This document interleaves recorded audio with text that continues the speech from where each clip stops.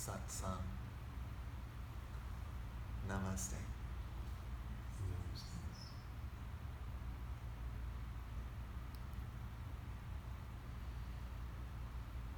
So, has anyone here not been to a satsang? Raise your hand if anyone has not been.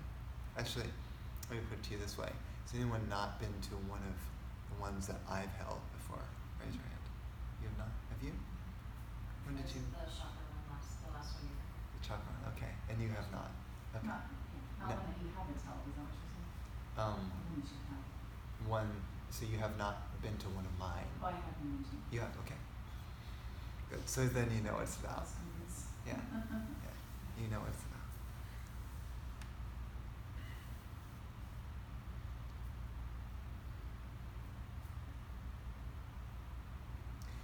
So the subject of tonight's gathering is seeing the miraculous. And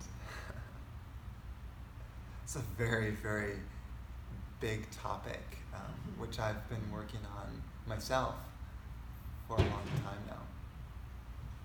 And the one phrase or the one kind of saying that comes to mind when I think of that is stop and smell the roses. It may sound very simple, but it's a profound statement.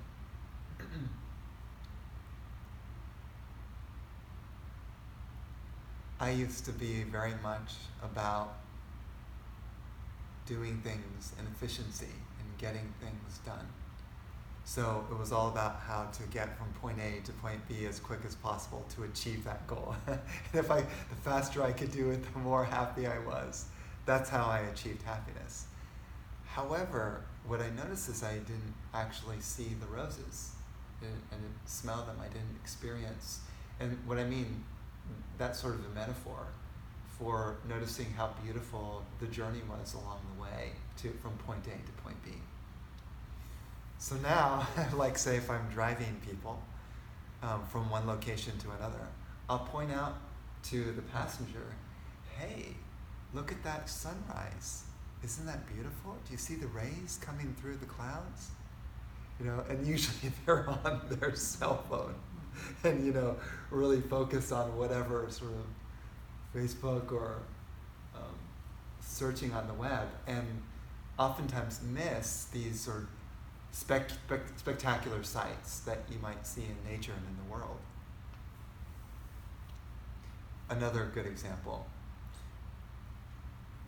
when you work in, let's say, a cubicle in a building, all day, 8 hours a day, you go home, you're tired, and instead of going out in nature, you decide, well, I want to go home, I'm tired, and I just want to watch TV and eat some chips and go to sleep, or something like that, which is common. I mean, honestly, that's probably most American families will do that.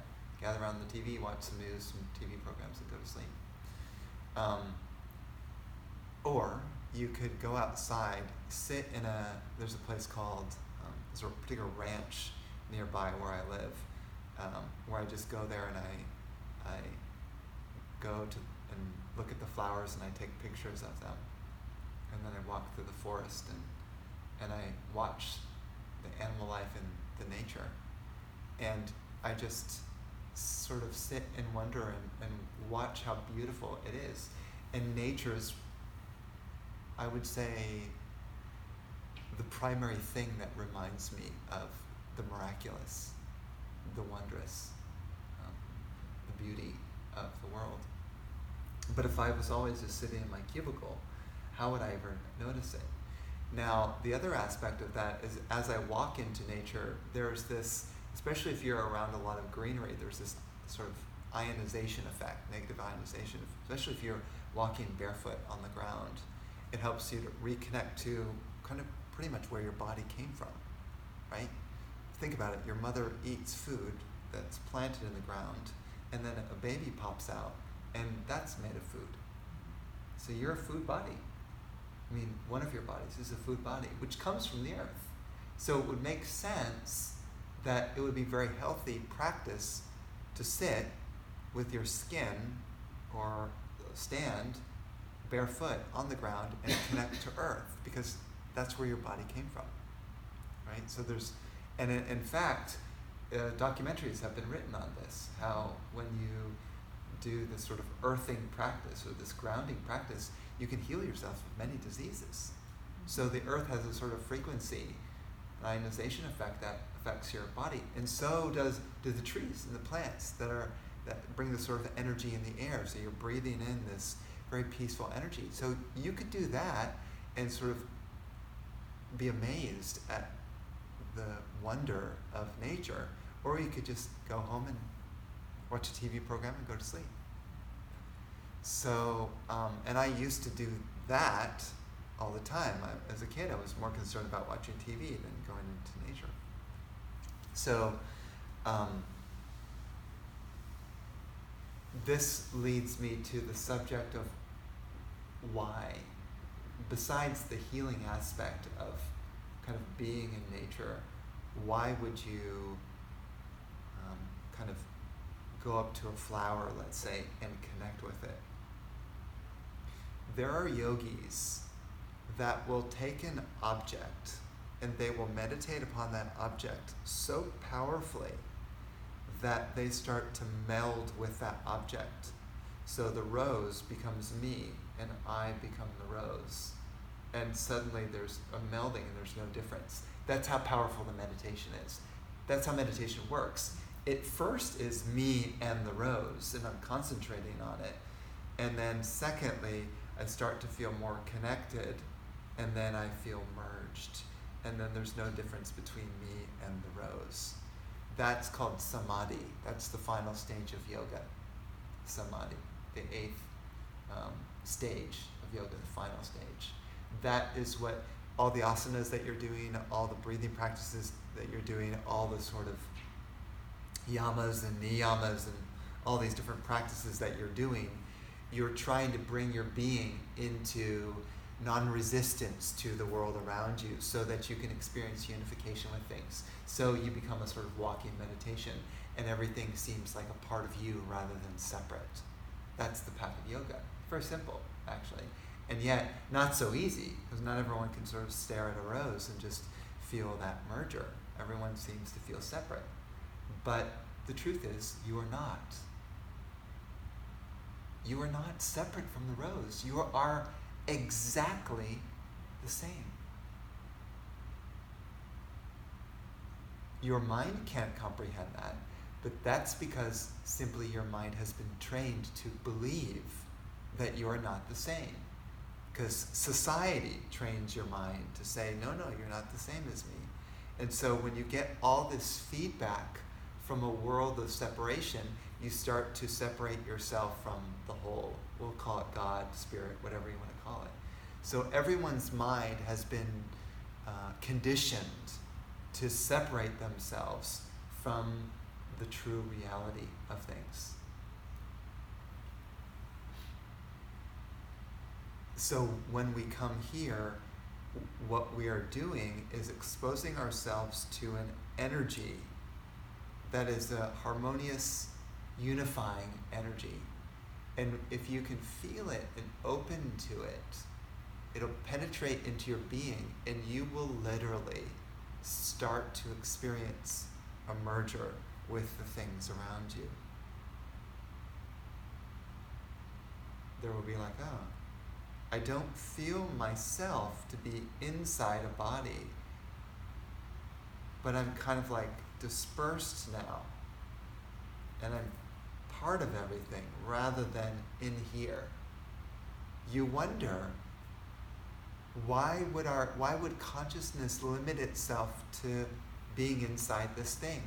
And that's because we keep thinking that that's the true reality, and everyone is telling us that.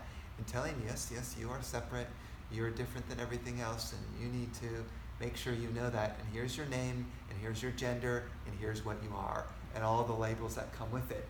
And then that's what the mind does, is project all the labels onto the world to make them separate so I can be safe in my little ego bubble. When the mind dissolves and the ego starts to dissolve, then the experience of oneness can arise in your consciousness. And then you start to experience the wonder of life, because there's a certain blissful harmony that arises out of that experience. Wow, everything is me. I'm not here. This is me. And there's a direct experience of yoga, meaning unification. And you feel so stunned. Your mind is stunned. You're just looking at the world as if through baby's eyes, as if you had never seen anything ever before, and you had no thoughts or conceptions of what anything is. Do you see how that can be wondrous? You ever seen a baby look out in the world? They're not labeling and going, oh, there's a wall, there's a person, oh, there's a woman. Oh, he smiled, oh, she frowned. Like that. Baby doesn't do that. There's no commentator that's separate. The baby's like, when the baby's born, has no idea that it's separate from its mother, because it doesn't conceive of that. The mind doesn't believe that, nor feel that, nor experience that. That's the unification principle. So we're trying to make you all babies. Well, I'll just say that some of us who have had babies, the experience I had was like being born anew.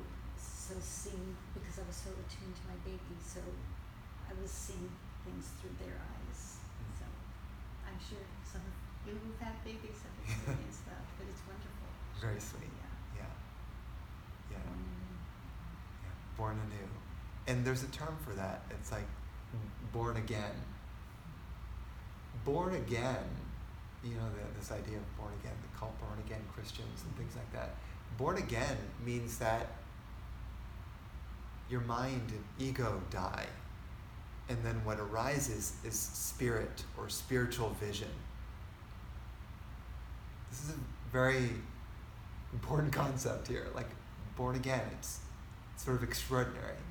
Imagine that you, with all of your ideas about what you think life is for sure, how you have labeled everything, that idea of you dies. It's a death. And out of that, what comes out of that? Seemingly nothingness, right? There's nothing there. And yet, that's how spirit arises. And spirit has no label. You can't conceive of it, you can't smell it, taste it, touch it. It's just, say, pure vision.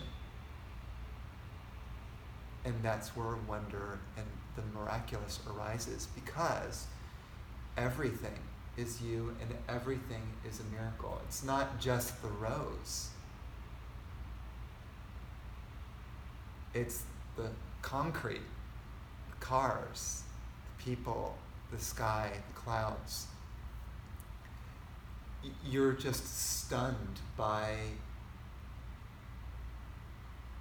one could say, God as everything and everywhere.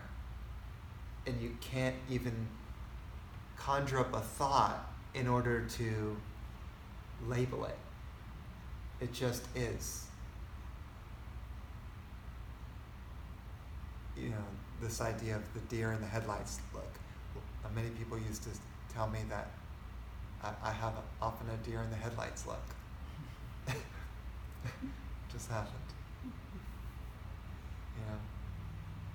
But that's a good thing, because when your mind is stunned, then you're in a wondrous moment.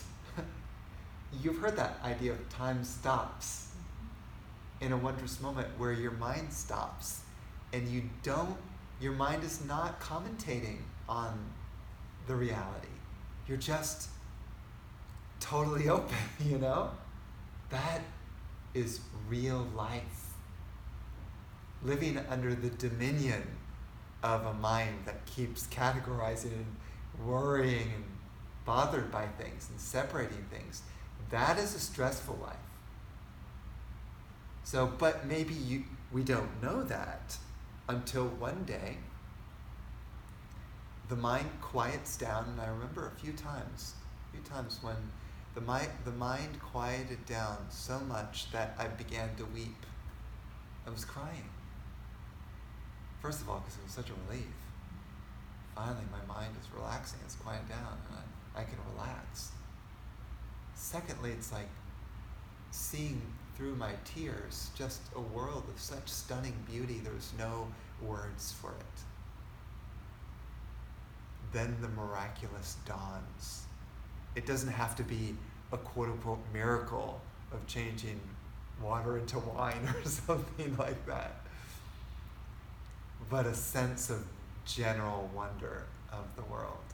That is meditation. And it requires a dissolving of you. And so that's why this is exactly what's happening in these gatherings. You know, we come and say, oh, it's fun to come to a gathering. We get to listen to a nice talk and sing some sweet songs. And, oh, kumbaya. You know? But when the energy seeps in and you start to dissolve and the wondrous arises in you, you're like, oh, now I see what he's talking about, because you get a direct experience. It's not just an entertaining night, like going to the movies or something like that. Like when your inner being changes and shifts into another dimension or reality, your life will never be the same. You will be experiencing life different than other humans. In other words, you pretty much won't be human. You'll be living in a different realm. Spiritual beings do not experience reality like humans do. They're in a different category. Where they see the entire universe as bliss, we see the entire universe as candle, wall, air, person, thoughts, and so on and so forth. So the spiritual being is in a completely different perspective, you could say. That's why we light the candle for Tiny Swami, who represents the entire cosmos, ironically. From the tiniest atom to the largest galaxy. That is what he represents. So when you look into the eyes of the Satguru, you look into eternity, because there's no one there. That being is everywhere. You may think it may appear like a body, but their consciousness is the entire universe. So then you come face to face with such a being, and they know exactly what all of your karma is. They know your past, they know your present, and they know your future, because they are you. That's the difference. You think you're me and he's over there, and he has no feeling about that at all. He knows he is you, and therefore knows every single detail about you. He doesn't need to ask you any questions. Knows exactly what you are, who you are, and also how to unwrap your soul. Because your soul's like a little present, little gift. It's present. And you unwrap this gift, and then suddenly, wow, my life is so fantastic. And then when you wake up in the morning, instead of saying, I have to go to work, you say, I can't wait. And it doesn't even matter what work you're doing. It could be hard work laboring in ditches, or it could be a millionaire trading stocks. It doesn't matter what you're doing, because you see through blissful eyes. So it's all good. Wouldn't that be great to be in that state? That's why we're following the path of yoga. That's the encouragement, because there are beings that are in that state. So when you find those beings, you're like, oh, it's possible. When you know it's possible, you say, okay, well, maybe I can do it then. And then you start little by little. Now, it's sometimes hard to change our habits. When instead of going home and watching TV, we say, okay, I'm going to go to a ranch or a park and sit and connect with the earth. That may be your first step. That may be the most you can do to start your spiritual practice. And then you start to kind of grow that. And spirituality, a major portion of it has to do with developing virtues. And I'm not talking about just, I did a good deed today. Oh boy. Look at me. I gave $1 to a person on the street. Something like that. It's becoming a river of virtue. Flowing of virtue that never stops. So if you talk about a divine virtue like patience, no matter how heavy the traffic is on the 405, you are so radiantly happy and wishing everyone well who is stressed out around you, who's begging to go home, and you're so happy to sit in your car and smiling, waving to the people next to you. Right? That's an enlightened being. That's true patience. You don't need to get anywhere. You're happy in your car, you're happy at home, you're happy at a park, you're all good wherever, so to speak, the Lord puts you. You don't need to control your environment anymore or other people to get your way in order to be happy. You are as you are. And think about it. If the whole world appears this miraculous, nothing needs to change. No one needs to change. We don't need to fight anything. We don't need to do this or that or worry about this. Not that you become complacent and you just allow the world. You can fight for the rights of others, but you're not stressed about it. You're happy.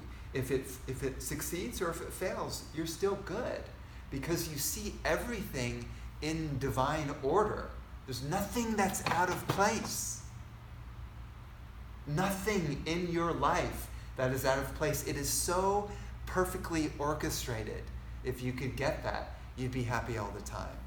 It's just that we're not happy with the circumstances that we're in, and we have to change it in order to make our life better. That's the stress. Every day we're struggling against that stress.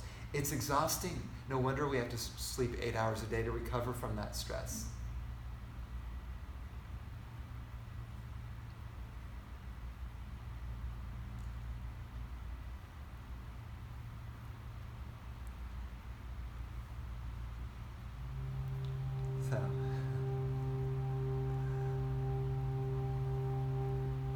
We chanted at the beginning Om Namo Purnaya, which means I bow to the wholeness within. In other words, I'm whole and complete as I am. I need nothing. I am happy and complete as I am. That's sort of what the mantra means. I'm whole inside me. Nothing in the world need change. I am everything, and everything is me. That's wholeness, completeness. So we can chant another mantra of wholeness.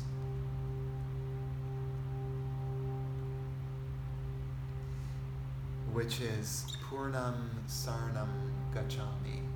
Purnam Saranam Gacchami means I take refuge in the whole.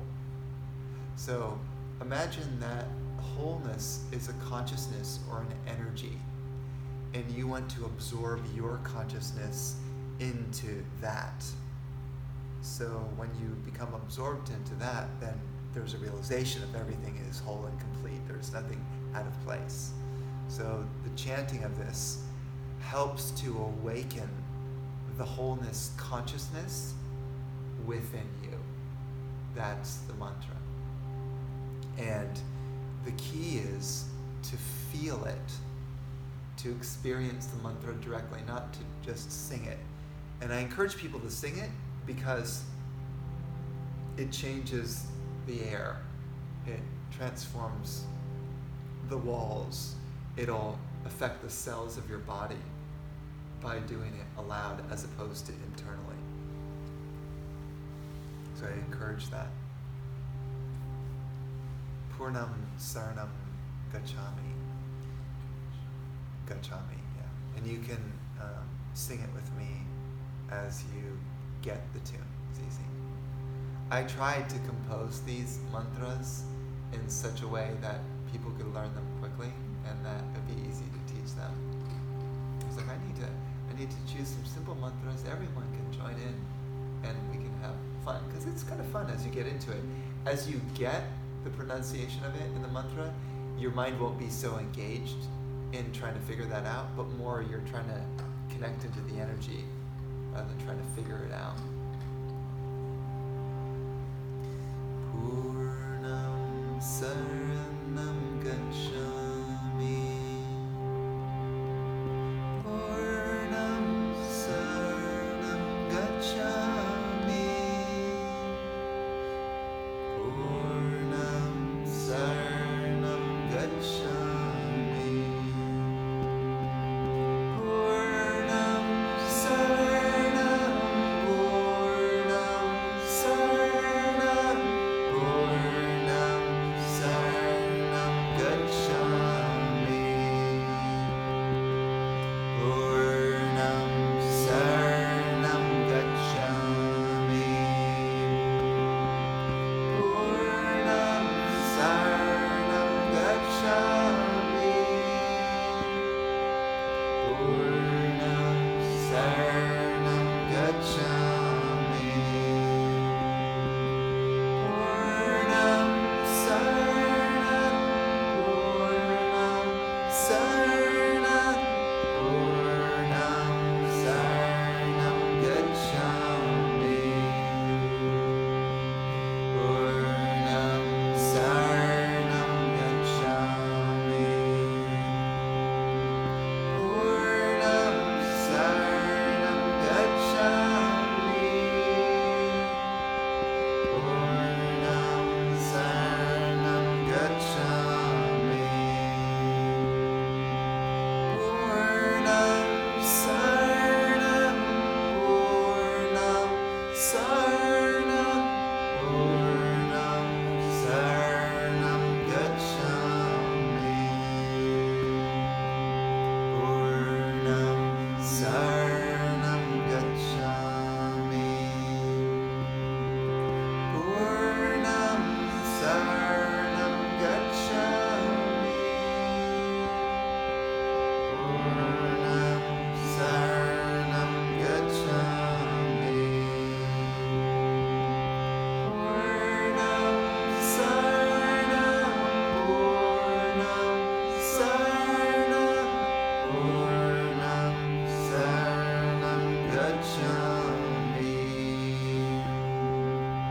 Purnam Saranam Gacchami.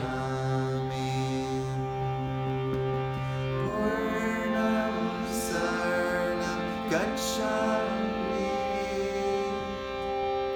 Purnam Saranam Gacchami. Purnam Saranam, Purnam Saranam, Purnam Saranam Gacchami. Purnam Saranam Gacchami. Purnam Saranam Gacchami. Purnam Saranam Gacchami. Purnam Saranam, Purnam Saranam, Purnam Saranam Gacchami. Purnam Saranam Gacchami.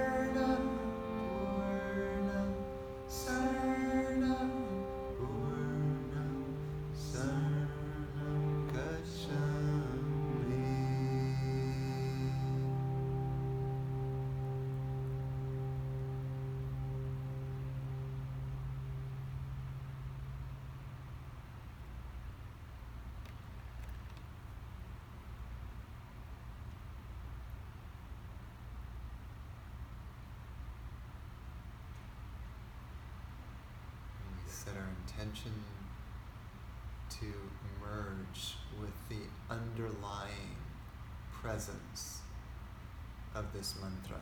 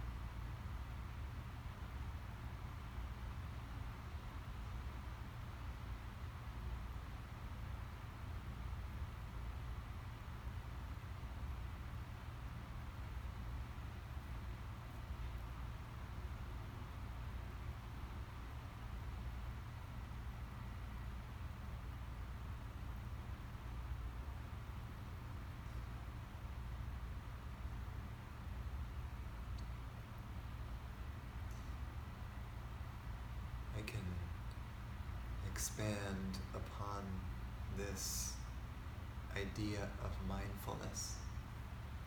Maybe you've seen videos of Thich Nhat Hanh, the Vietnamese monk, a Buddhist monk who teaches mindfulness. And one simple mindfulness practice that he teaches is drinking tea. And he's very deep about this. Where your meditation is simply to, you've made your tea, right? And it's sitting on the table. And here you are, and you're watching your hand go down to grab the tea, and you're feeling the sensation of the handle of the cup. As you're grasping it, you're feeling the sensation of the cup, maybe hot, warm. And then you're lifting it. As you're lifting it, you're kind of feeling the air. And it's coming, and you're watching it, it's coming to your mouth. And then you feel your lips against the cup, against the lip of the cup. And then you're tilting it, you're watching as it's being tilted. And then the liquid kind of runs into your mouth, and you're feeling the sensation of the heat, the hot, and the actual taste, the refined taste of the tea itself. And then sensing it go down down into your tongue, into your throat, and then all the way down into your stomach. Aware of every single one. And then watching and feeling as the hand is coming down to place it back on the table. That's one sip.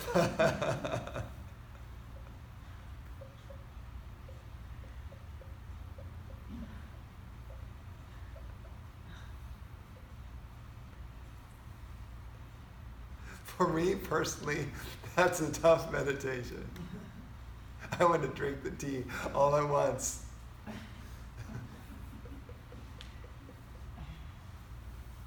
But that's mindfulness. And very, very few people will drink or eat that way. Usually it's a matter of gobbling it up and experiencing the height of the taste in the mouth and just getting that hit and getting that as quickly as possible. That's kind of more our goal-oriented idea of eating or drinking, because we just love the sensation of the high that we get when we drink or eat. And it makes a lot of sense, especially in a world of immediate gratification, that you want that high. That's why we love texts and Facebook likes so much. We get a hit from that, right? So you have to really stop with mindfulness. You have to stop and actually notice consciously what you're doing. Because a lot of the actions that we take are totally subconscious. We don't even know that we're doing them. Did you ever think about when you tie your shoes, which shoe you tie first?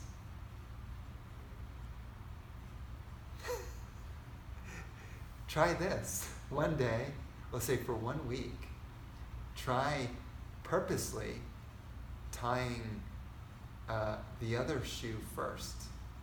That will break your subconscious mind, and it will get you to become present and mindful of what you're doing, rather than just mindlessly tying your shoes. Just an example of how you can kind of start to clear out the conditioning of your subconscious mind that has programmed you to live life a certain way and miss out on the presence. So, again, I would like to expand on this idea of mindfulness that Thich Nhat Hanh proposes. And I would say that mindfulness, if you have, let's say, perhaps even a little bit of trouble doing that, maybe you get a little bit of impatient, then what you can do is you can look at the tea and observe it and just sort of observe the wonder of the cup and kind of contemplate on how amazing this cup is. Maybe how it was formed by glass. Do you ever see glass being made? Like, it's pretty incredible, actually. They heat it up really hot and they can like twist it and, I mean, it's like incredible. I don't even know how to describe it.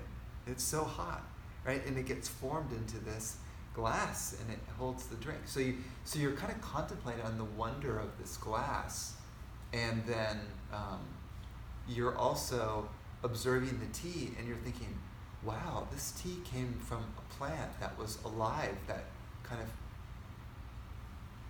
arose right out of the earth, and we could just, that plant gave itself to a human in which we could now use it for this sort of medicinal property. Grind it up and put it into a drink and make this really sophisticated taste. Like, that's amazing.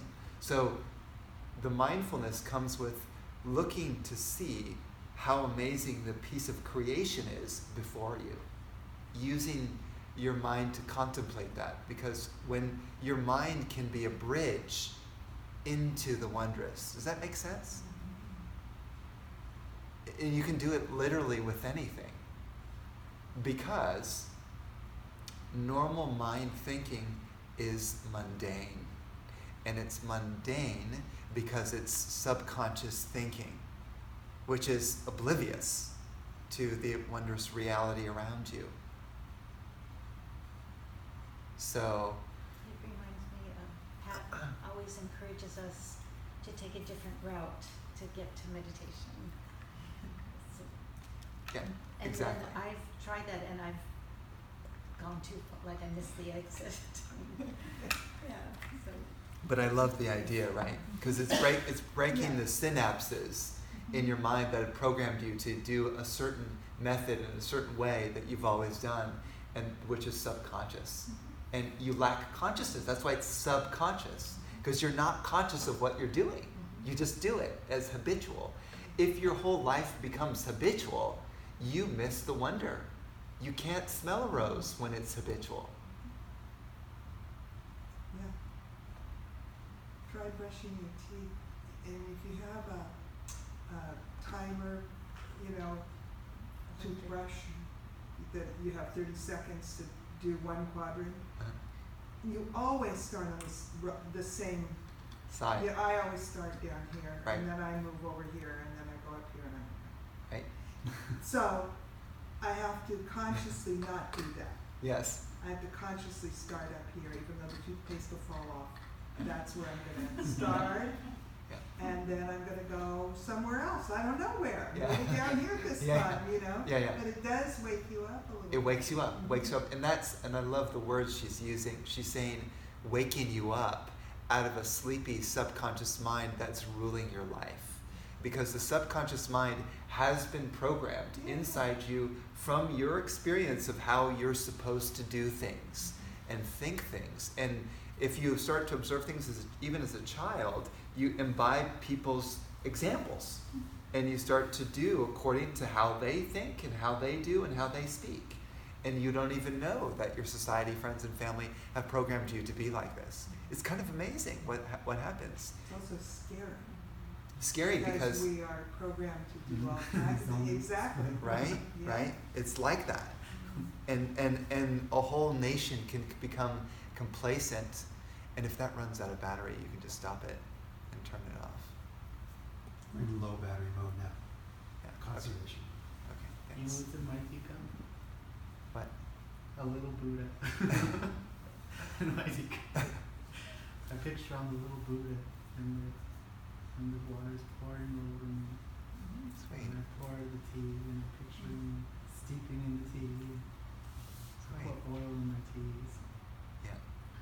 The tea is a tea ritual. It's like a beautiful sort of expression of love and consciousness and mindfulness that it doesn't have to be just gulp it down and then go on. There's really a little Buddha in there. Yeah. It says heavily meditated. Yeah. Well, and as you all know, that there's the Japanese tea ceremony. Mhm. So I got to attend one in Kyoto. I mean, you can go to one here, but it was very beautiful. Yeah. Like the way they washed things out with the tool that they used, and then they would clean the tool and put it down. It was very beautiful. Beautiful, yeah. Yeah. And children observe this. I was teaching parents of little babies, of little kids, to hand their child with two hands. Gift them with whatever it is, rather than doing this, you gift them. And one woman was doing that. She really took it to heart and she did it. And then she had another baby and she was busy, and she handed her older kid, who she'd been doing this for a number of months or years or something, and she handed it to her with one hand. And the kid said, "What are you doing? What's wrong with you? Why are you doing that?" Right. Because it's like dismissive. Right. But when you hand somebody their coffee, you're bringing the coffee, do it with two hands. If you're anything with two hands. This is a It's sort of gesture of reverence. yes. Yeah, And reverence. eye contact. Yeah. I know Yes, yes. sometimes I've done this, and I just Yeah, think yeah. this is so wrong.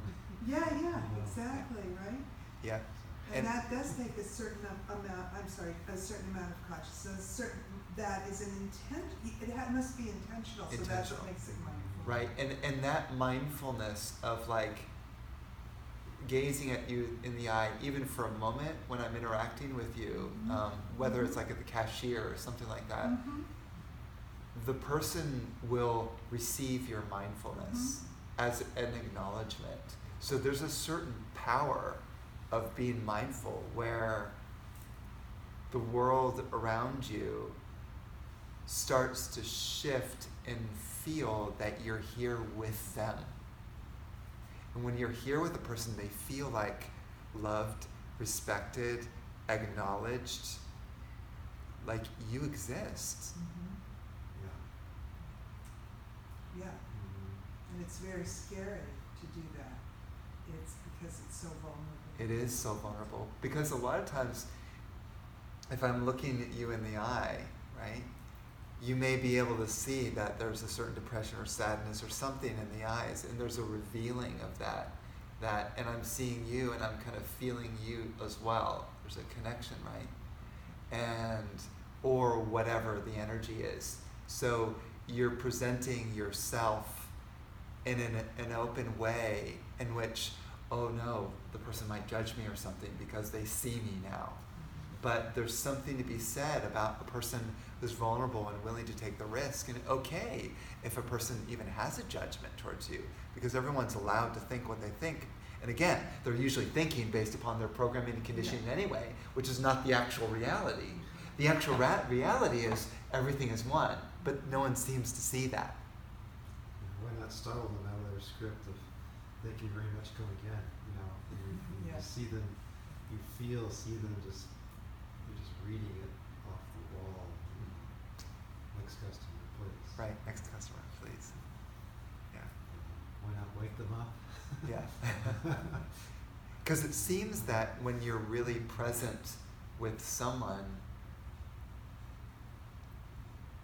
they may recognize that enough where it changes their habit, or their tendency is like, oh, well, I like that.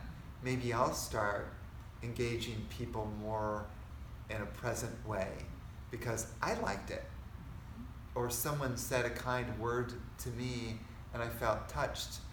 I'd like to do that with someone. It just gives me permission or an idea. It's like, oh, this seems to work.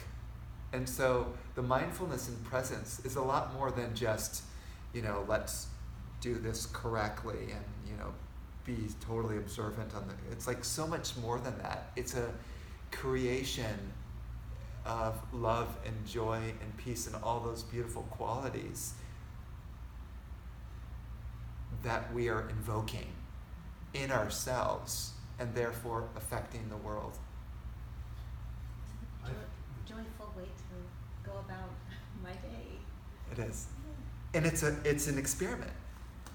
You could experiment and say, today I'm going to be mindful in this way.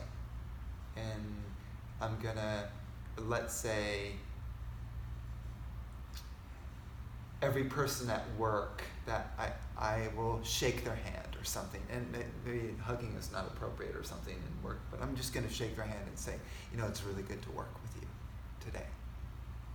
And you look them in the eye. And maybe that's your practice of mindfulness. Maybe that's the extent of your spiritual practice. But that may be a good way to start because it starts to warm your heart. First you're like a little awkward. They might think I'm weird. What is he doing? And then second, like, oh, well, I'm kind of getting used to this. And then your heart starts to feel warm. And then when your heart feels warm, it starts to feel more loving, and then automatically you start to have more loving gestures with other people as well. And then you start to feel more and more of the world around you as loving, even though it may not appear to others as loving. You are experiencing that. And that's what I say about the step towards oneness and the development of those virtues. Love is a virtue.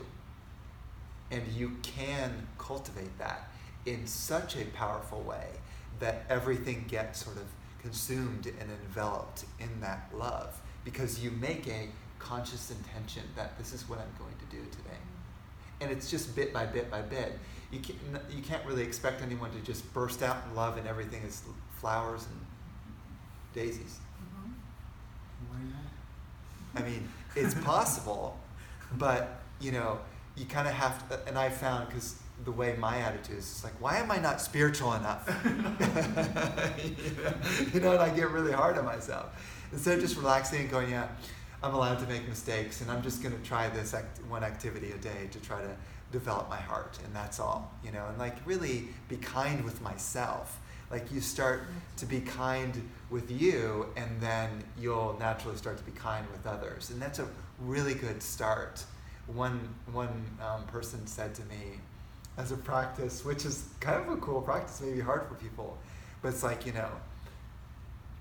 she asked me, well, do you ever look in the mirror and just look at yourself, look at your body and look at yourself in the eyes and just be present with yourself? And I said, usually I look away. He said, well, a good practice would be to just sort of like go in front of the mirror totally naked and just look at the body and see if you can be first with the body, be with myself, look myself into the eyes, and gradually sort of work out the awkwardness and just be with it, and then start to appreciate me in the mirror and be present with me in the mirror, fully sort of naked, right? And that may not be easy actually for a lot of people, but I mean, it's like that appreciation for myself, let's say to begin with the body, and then look into the eyes and maybe just say, you know what, I love you, Brian, and I appreciate you, and give yourself messages as you're looking. I mean, that kind of awareness and presence with yourself and by yourself can also kind of break you out of, let's say, self-judgment and more to self-love and kindness. And I would say, and I'm not saying this always, but particularly women put a lot of pressure on themselves in terms of visual. Let me make sure that everything looks good so, you know, I can, you know, fit in or whatever. I mean, particularly women have that issue. So this would be a great practice for those people who haven't really appreciated themselves enough to do that. It's a very difficult practice for most people. I try to get people to do that. Yeah. They report back, if they do at all, that, you know, they can't. Yeah. They can't look at themselves and say, I love you. Yeah. Or you're beautiful. You're beautiful just as you are. It's like, no, my hair's too curly, or my face, you know, my nose is too big, or whatever. And that's why you start off, and that's why I suggest start off small and just be with the awkwardness. Yeah, like everywhere. You know, like that. You start off and just be with, like, because it has to be baby steps. And I'm telling you, the spiritual path really starts with baby steps. I'm a baby, you know, I'm still trying to work out so many different insecurities. And one of my biggest issues is really being hard on myself. That stops me from really being present with people in a loving way because I'm so harsh on myself. So that's why I begin with statements like, you know what, I appreciate you, Brian. And even if there's one thing I can appreciate about Brian, I'll say it. You know, I just appreciate that at least, you know, you're really dedicated to sharing the spiritual path with other people. Like, you know, I really appreciate that you're doing that. And I'm talking to myself, let's say, in the mirror. Just starting out with one small thing that I appreciate and really being present with myself as I'm stating that. So you kind of start small. I've done that a lot as part of a body scan, eyes closed. And I'm thinking, well, I really thought about it a whole lot more when I met this other woman. This woman was sharing that she could not give herself love, and I was thinking, oh, that's easy, you know, no problem. You know, it's, oh, I love my brain and stuff. And then when you're talking about the mirror, I'm going, I'm just going, damn, how'd you let yourself get like this? You know, I don't think I could get over it. Maybe stirring my toe, you know, the one that's not mangled, and the one that I didn't mess up, you know. There's a lot of judgment. Yeah. And then if I stopped and I said, oh, Dan, I love you, you're just so beautiful. And then, oh gosh, I'm turning into Adonis, you know, then I would judge myself all over again for loving my image. And, but more seriously, I do find not looking in the mirror, but finding it wonderful, giving gratitude to my body that I Indeed. Yeah. And sometimes you don't even know that until you see someone else struggle to get out of a car. Yeah. And you're like, whoa, you know? Step up a curve. Yeah.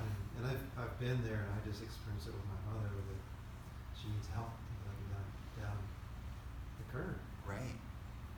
And I remember that years ago. Yeah.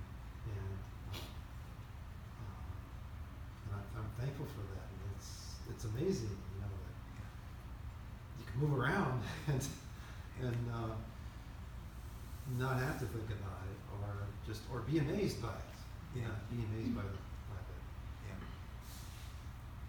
all these things that our body just does for us. Yeah. And that roses, you know, like, like when you're talking about roses, Yeah. that they do what they do. Yeah. And that they're so beautiful, but maybe just for one day, Yeah. you miss it if you're Yeah. not paying attention. And the funny thing is the rose has many thorns.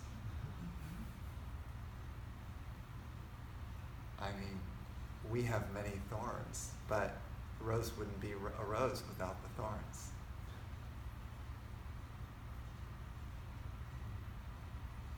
I want to suggest one other, because as he brings this up, if you have a partner or there's a significant other, one practice would be to join with them and sort of face each other and just say something that you appreciate or you find beautiful about the person. You look in their eyes, and you speak that to them directly. If you yourself can't or have trouble doing that and believing that, someone else may find that a particular good quality in you that they can say to you, and then you just receive that and say, thank you, I accept that, something like to that degree, and then they say it to you, and so there's this sort of mutual exchange and appreciation as you're facing each other and looking each other in the eye.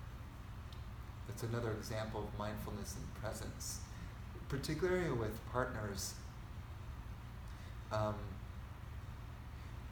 We can get caught up within a partnership of starting to see too much the problems of the partner, the negative aspects and the issues that we're having trouble with and that we're really bothered by. That's why this practice is so helpful, because it gets you centered back to what's really important, which is recognizing how beautiful you are. And that's how you started. That's how you originally fell in love. You're like, I fell head over heels with you, and I love you for all these amazing things that you are. Let me remind you of why I fell in love with you. And that kind of exchange can bring people back into a heart-to-heart connection.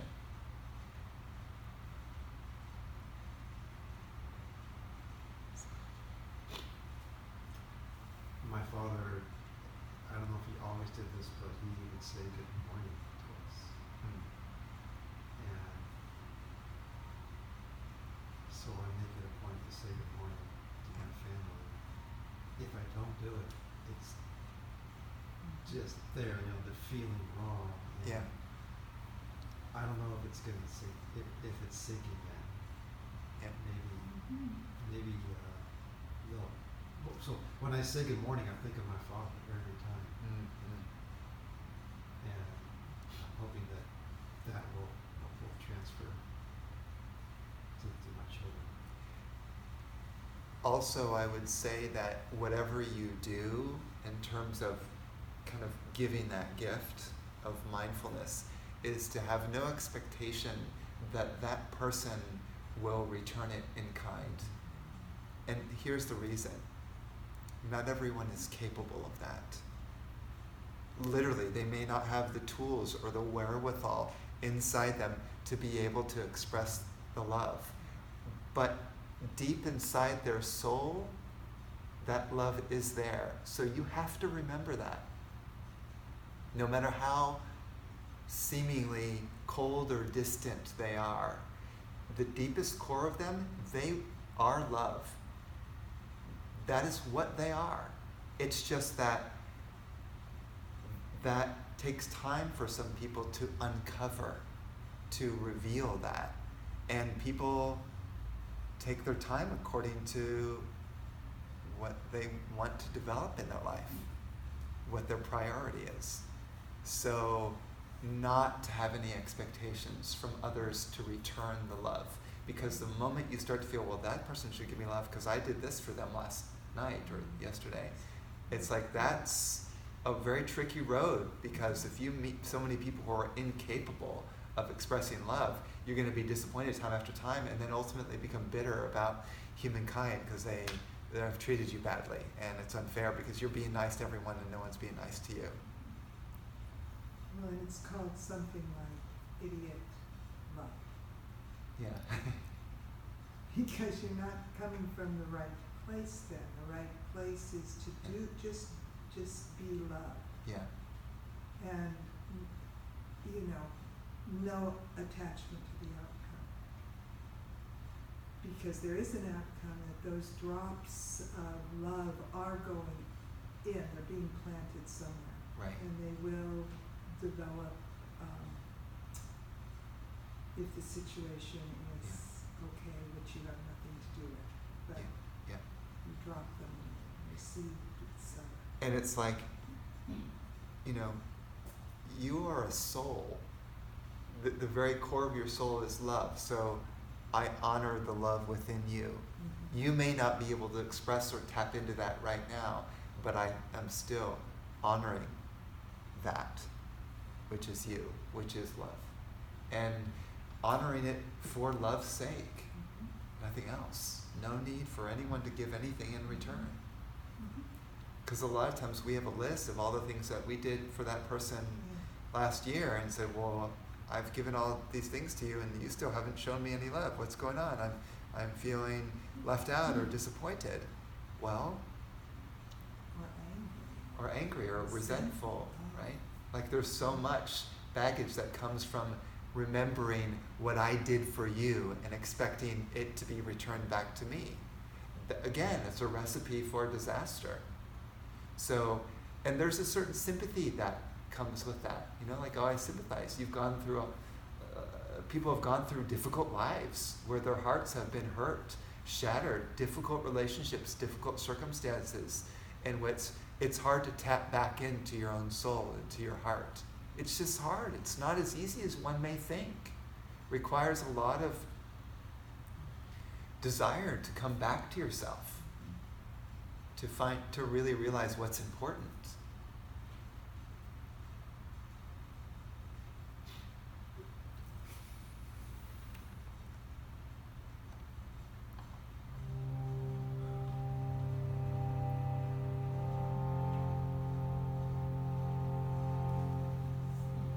So we're going to chant one more mantra together. And this mantra is Hari Om.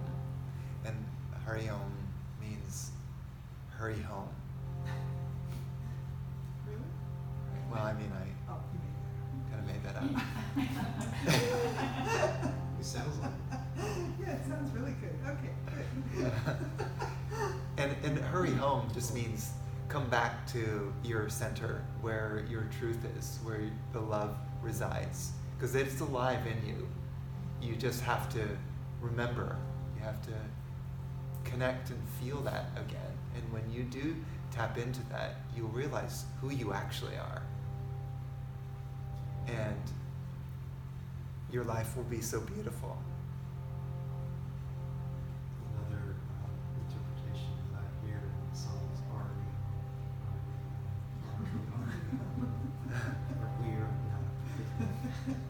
Are we? We're home.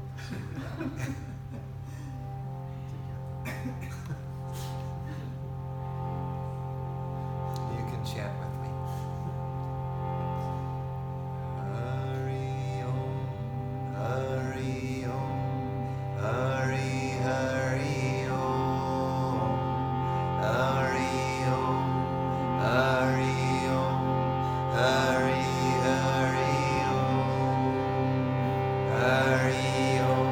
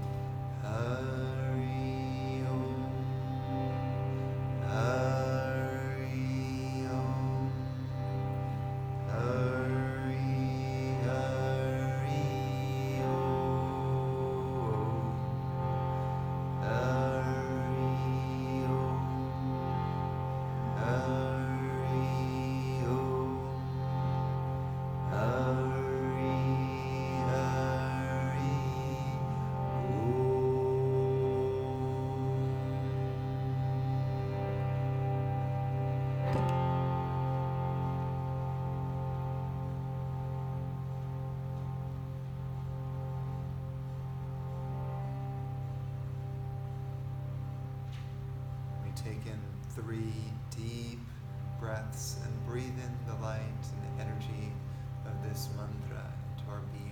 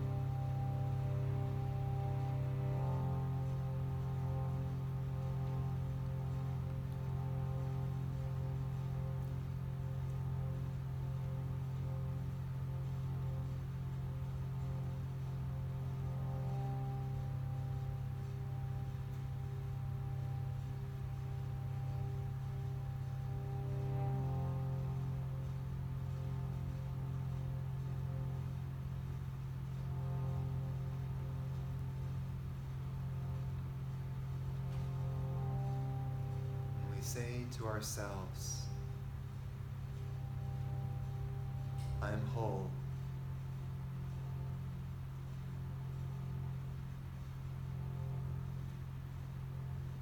I am complete.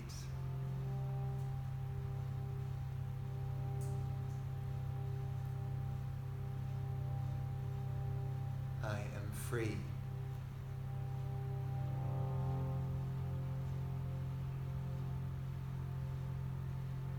I am love.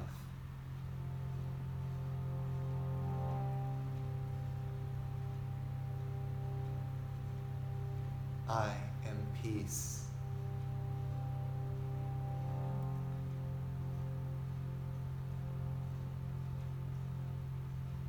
I am joy.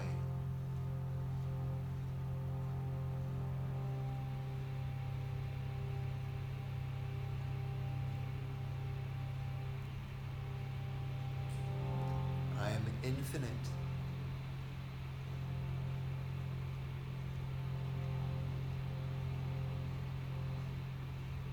I am boundless.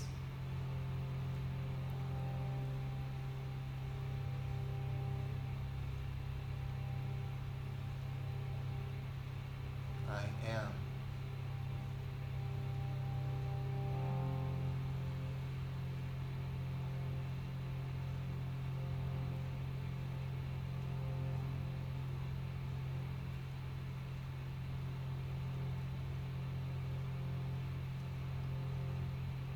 So we consider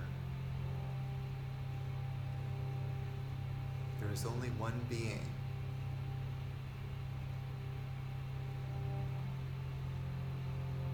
one infinite boundless soul.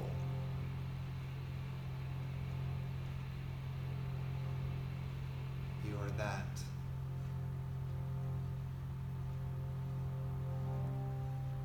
You are that.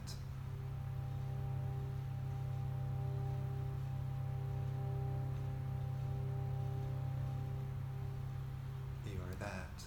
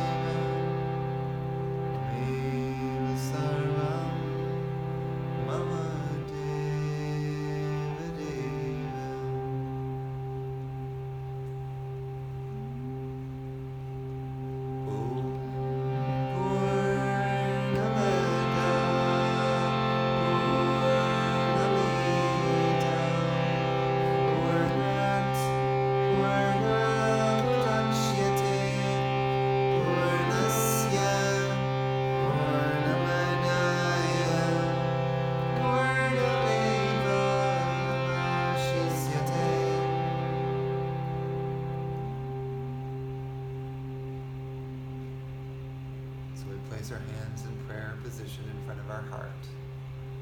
Chant together the mantra Om Shanti Shanti Shanti, sending a wave of peace to all beings in this world.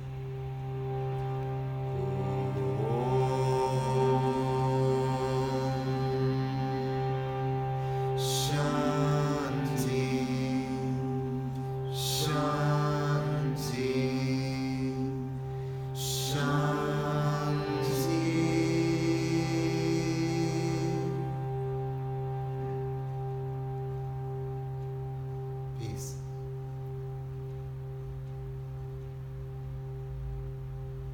peace.